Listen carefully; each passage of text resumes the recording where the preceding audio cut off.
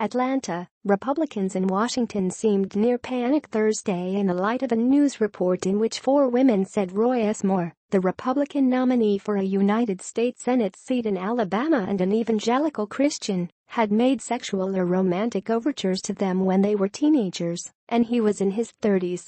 Senator Mitch McConnell of Kentucky, the Republican Majority Leader, said Mr. Moore should step aside ahead of the December 12 special election if the allegations were true.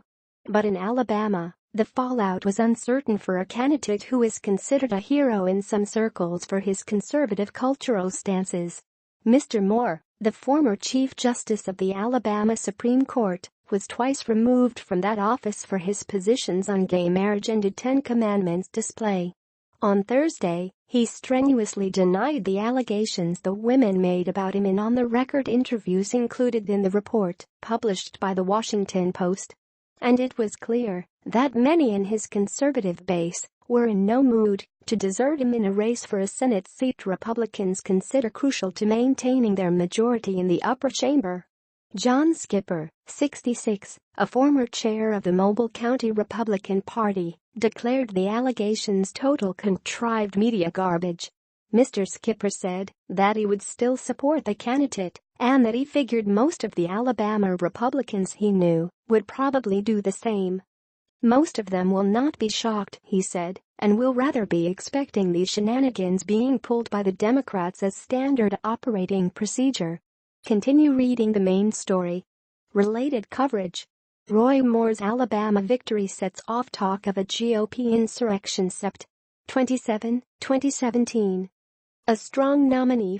A divisive opponent. But can Democrats win in Alabama? Oct. 2, 2017. Trump Republicans invigorate and complicate parties fight for Senate Aug. 29, 2017. Recent comments.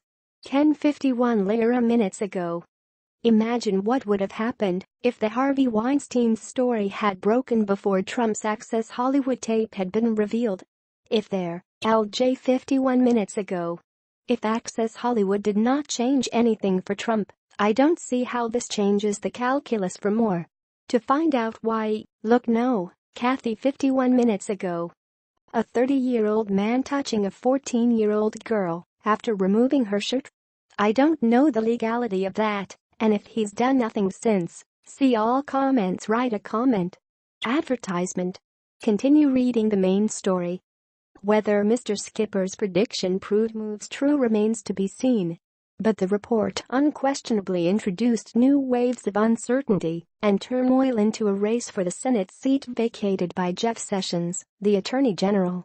The women cited in the Washington Post article said that Mr. Moore had pursued them in the 1970s and 1980s when he was a lawyer in his early 30s.